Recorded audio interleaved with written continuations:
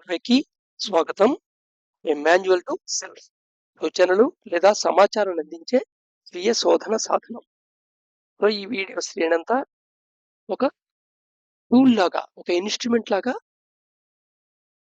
సెల్ఫ్‌ని శోధించటానికి ఉపయోగపడుతుందని ఆశిస్తూ అందిస్తున్నాం. So right. ఇప్పుడు పురుషార్థం గురించి వద్దాం. ఎందుకంటే it's a time that point వచ్చాడు. ధర్మ, అర్థ, కామ వీటి గురించి ఎక్స్‌ప్లనేషన్ వచ్చింది ఇంతకుముందు. సో ఈ ధర్మ, అర్థ, కామ ఒకసారి రిపీట్ చేసుకుంటే ధర్మం అంటే ఒక సిస్టమ్ అది. ఏంటి ఆ system? Framework. Just do's and don'ts లాగాను, మంచి చెడు కిందాను, నార్మ్స్ కిందాను, నీతి వాక్యాల కిందాను, ఒక డిసిప్లిన్‌గా క్రమబద్ధతగా ఇచ్చిన rules కిందాను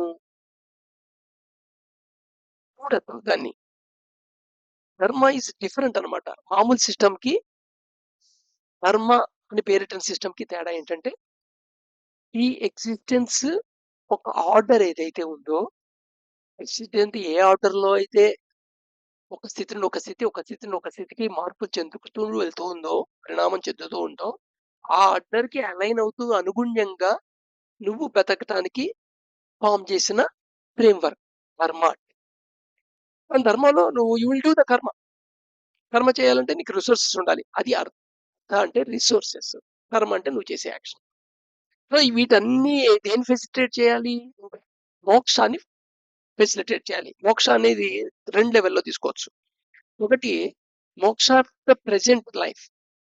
victory on suffering. Ultimate మోక్ష. Complete liberation or freedom from the existence, so that your divine fragment will move to the state of creation. Creation ఉండే state కి move అవుతుంది. Different ఉన్న state లో. The ultimate moksha.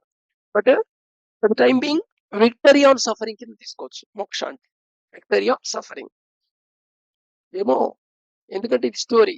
జన్మలు ఉన్నాయా, ఇదంతా system ఇలా నడుస్తుందా, ఇదంతా ఒక రకంగా స్టోరీ. రకరకాల స్టోరీలు విన్నాం. దాంట్లో ఇది ఒక స్టోరీ. అది ఒక హిపోథెసిస్ గా తీసుకుందాం. సో దేర్ ఫోర్ ధర్మాకి అలైన్ అయ్యి మనం ఉండగలిగితే ఎంతవరకు అలైన్ అయ్యి ఉండగలుగుతాం, దాని ఫలితం ఎలా ఉంటుంది అనేది ఎక్స్పీరియన్స్ అయ్యి ఇది కరెక్ట్ అయితే will proceed, otherwise will drop it. What's the problem? Just victory of suffering in this life అయినా చాలు కదా, ఆ స్థితికి వెళ్ళగలిగినా చాలు కదా. సో ధర్మ, అర్థ, కామ అనేవి మోక్షాన్ని ఫెసిలిటేట్ డైరెక్షన్ లో ఉండాలన్నమాట. సో అల్టిమేట్ మోక్షం ఎలా డిఫైన్ చేస్తాం? Salute existence. So divine fragment already absolute existence ఉన్నది. అది ఎంబౌండెడ్ అయ్యింది కాబట్టి బాడీ అండ్ మైండ్ తో దాని యొక్క ఎగ్జిస్టెన్స్, దాని యొక్క డివైన్ ఫ్రాగ్మెంట్ నువ్వు పర్సీవ్ చేయలేకపోతున్నావు కాబట్టి, మైండ్ అండ్ బాడీని మాత్రమే పర్సీవ్ చేయగలుగుతున్నావు కాబట్టి నువ్వు ట్రాన్సిటరీ నేచర్ అనుకుంటున్నావు. నువ్వు కొంతకాలం ఉంటావు, పోతావు, తర్వాత ఏమీ లేదు. అబ్సల్యూట్ ఎగ్జిస్టెన్స్ అనమాట. అబ్సల్యూట్ అవేర్నెస్, అలాగే అబ్సల్యూట్ ఫుల్నెస్, బ్లిస్ఫుల్నెస్, ఆనంద్, సచ్చిత్ ఆనంద్. ఈ అల్టిమేట్ మోక్షాన్ని అందుకని సచ్చిత్ ఆనంద్తో డిఫైన్ చేస్తుంటారు. సామాన్యంగా ఈ ఏదైనా ఒక యాక్షన్ చేయాలి అంటే డిజైర్ రూట్ కాజ్ అడుగుతుంది. బుద్ధుడు కూడా డిజైర్ కారణం అంటాడు కదా, కోరికే కారణము, ఇచ్చే కారణము ఈ సఫరింగ్ కి అంటాడు. అంటే ఇచ్చ లేకుండా ఉండాలంటే ప్రయత్నం చెప్పు. ఎందుకంటే అది ఒక స్వరూప స్వభావం లాంటిది అది, ఇచ్చ అనేది, డిజైర్ అనేది. బట్ దానికి ఆ డిజైర్ కి ఇన్ రెస్పాన్స్ నువ్వు ఏం చేస్తున్నావు? నీకు 6 చాన్సెస్ ఉన్నాయి. కంపల్సివ్ గా బిహేవ్ చేయొచ్చు, కండిషన్ గా ఉండొచ్చు, రెసిస్ట్ చేయొచ్చు, లేదా దాన్ని మేనేజ్ చేయడానికి ట్రై చేయొచ్చు, దాన్ని కంట్రోల్ చేయడానికి చేయొచ్చు, లేదా డిజైర్ కి రెస్పాన్సివ్ గా బిహేవ్ చేయొచ్చు.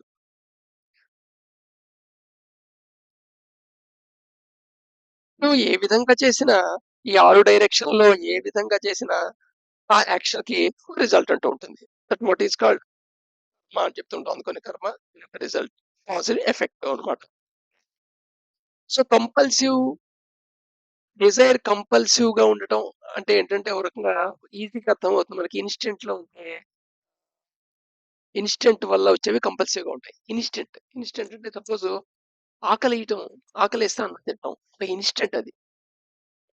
నీకు డిస్కవరీ ఛానెల్‌లో చూస్తుంటే ఒక జింకని పులి వేటాడటం అనేది క్రూరంగా కనబడుతుందేమో గానీ, అది జస్ట్ ఆహారం కోసం పరిగెడుతోందది. అది సర్వైవల్ ఫియర్‌తో తినడానికి పరిగెడుతోంది. తింటే అది సస్తుంది. తినకపోతే ఇది సస్తుంది. పుష్పలో సాంగ్‌లో వస్తుంది గదా! సో, కంపల్సరీ అనేది ఇన్‌స్టంట్‌కి సంబంధించింది. ఇన్‌స్టంట్స్ లోపల ఇన్‌స్టంట్ ఉంటాయి గదా! కొన్ని ఇన్‌స్టంట్స్ అనేది ప్రకృతి సిద్ధంగా ఈ బయోలాజికల్‌గా స్ ఇన్‌బిల్ట్ ఉన్నవవి. ఇన్‌బిల్ట్ సాఫ్ట్‌వేర్ అన్నమాట అది. జనరల్‌గా సర్వైవల్ ఆఫ్ ఫియర్ ద్వారా కంపల్సరీగా జరుగుతూ ఉంటుంది. నిజంగా సర్వైవల్ ఆఫ్ ఫియర్ ఫ్యాక్టర్ లేకపోయినా సర్వైవల్ ఆఫ్ ఫియర్ ఫ్యాక్టర్ లాగా అనిపిచ్చి ఆ సైకలాజికల్ స్టేట్‌లో కూడా కంపల్సివ్ యాక్షన్ జరిగిపోతూ ఉంటుంది. నెక్స్ట్ ఇంకో రకం మోడ్ ఏమిటంటే డిజైర్ ఆపరేట్ చేసే మోడు కండిషన్డ్. ఇది సెల్ఫ్‌ను కండిషన్ చేయొచ్చు. నీ పక్కల నీ సమాజాన్ని కండిషన్ చేయొచ్చు.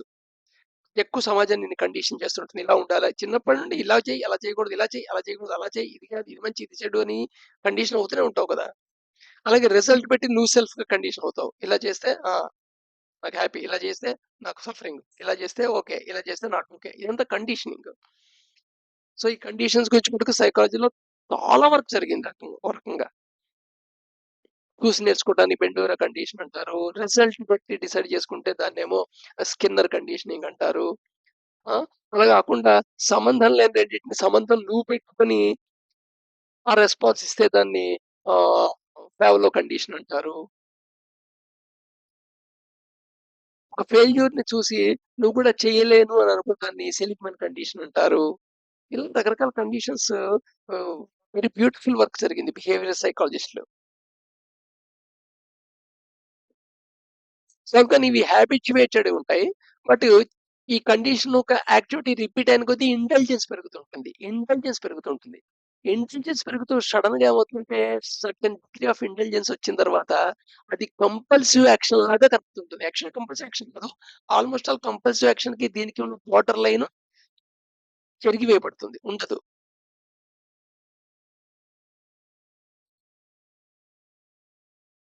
ఈ కంపల్సివ్ యాక్షను లేదా కండిషన్డ్ ఇంటెలిజెంట్ యాక్షను ఇది ఒక ఐడెంటిటీని క్రియేట్ చేస్తుంది లోపల.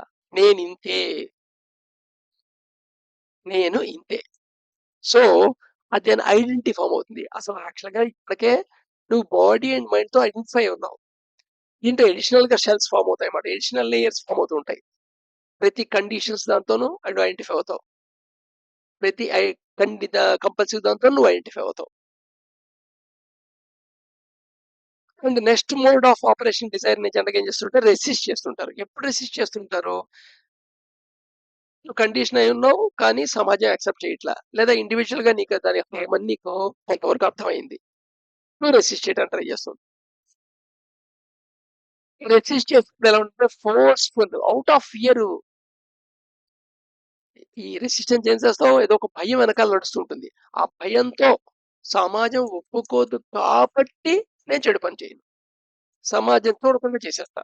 ఇది మేనేజ్‌మెంట్ అనుకోండి ఆఫ్ కోర్స్.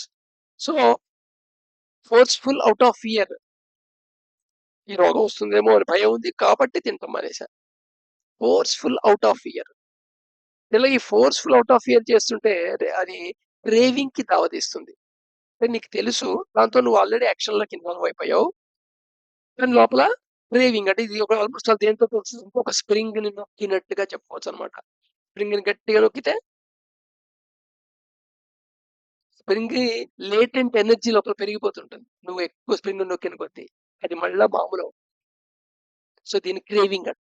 సో, రెసిస్ట్ చేస్తున్న కొద్దీ క్రేవింగ్ పెరుగుతుంది. రెసిస్ట్ చేసేసేసి నేను మంచివాడినయిపోయాను. సమాజం దగ్గర మంచిగా ప్రవర్తిస్తున్నాను. It's not important. సో, రేపు కంటిన్యూ చేద్దాం.